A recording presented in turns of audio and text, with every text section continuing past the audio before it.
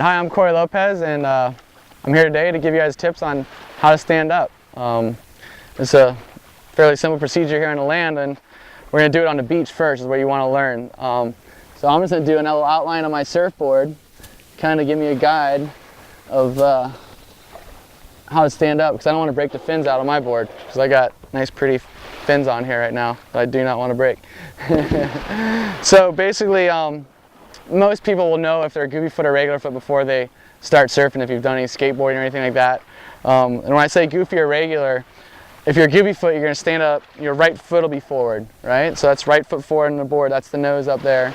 If you're a regular foot, well, your left foot will be forward, and that's the difference in the two. So you decide which ones you are. Some people already know what they are, some people won't. So then you have to choose and try and see which one feels more natural.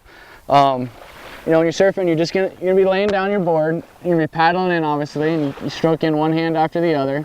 And you're just gonna pop up. It's just like a little push-up. You're gonna push up, and with me, my right foot comes forward first, and it pops up like this, and I just stand up like that. So it happens a lot faster now. I did it kind of slow right there. It's more like a pop motion. So you're gonna lay down, and it's just like pop. You know, it's more like, you know, you don't drag up, you kind of just pop up in your position, and you want to keep in the low crouch after that. So I'll do it again here and kind of show you. And it's just like that, and then you're going to start off low. If you stand up and all of a sudden straighten your legs out, well, you're going to be doing this, and I've seen that guy do this, and you're going to flop right over. You stay low, you'll be able to hold your balance a lot better, because the board's going to be wobbling a little bit on you because you're just learning. So practice this on the beach quite a few times. Figure out which stance you think you're going to be. You might have to go in the water to do that.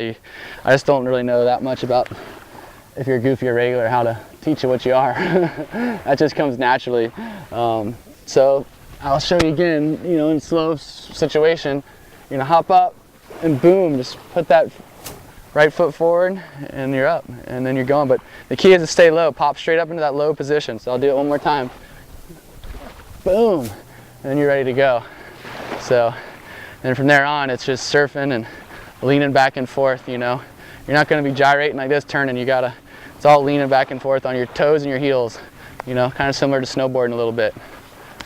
So that's the best way I can explain learning how to stand up. You got to try it on the beach first, then transition it out into the ocean and give it a shot. Obviously, one of the most important things to even getting to stand up is paddling.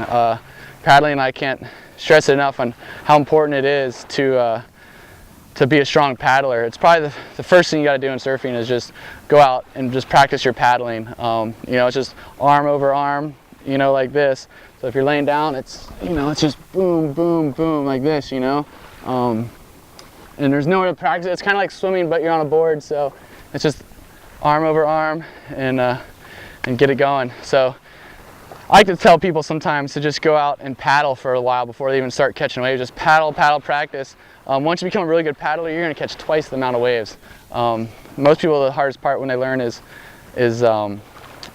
catching a wave. So if you can't paddle, you can't catch a wave, you know, unless it's real shallow and you're just doing little push-offs in. So you can always do that.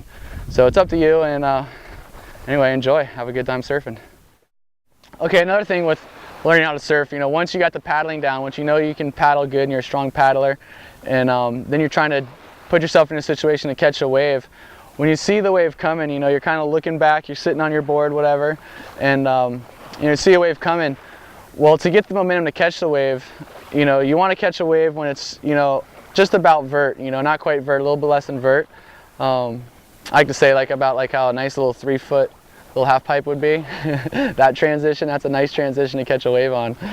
But anyway, when the wave's coming in, you know, it's a few feet out, you want to be in position, you want to already be laying down, you know, on the board, and you know, when the wave's about 10 feet away from you, you know, you want to start paddling, because it's going to be coming quick and you're going to be going slow, especially if you're a beginner. You're not going to be paddling super fast. So start getting that momentum going. You know, you're looking back, you're kind of seeing the wave coming, and then once you feel the wave start to catch you, it's all up to you. Just paddle, paddle, paddle. Once you feel the momentum of the wave start to really catch you, you know, and you know that it's your wave, then you do your pop-up. Then you do your quick, you know, I'm going to stand up now, boom, you're going to pop up, and you're going to be low, and you're going to ride that wave.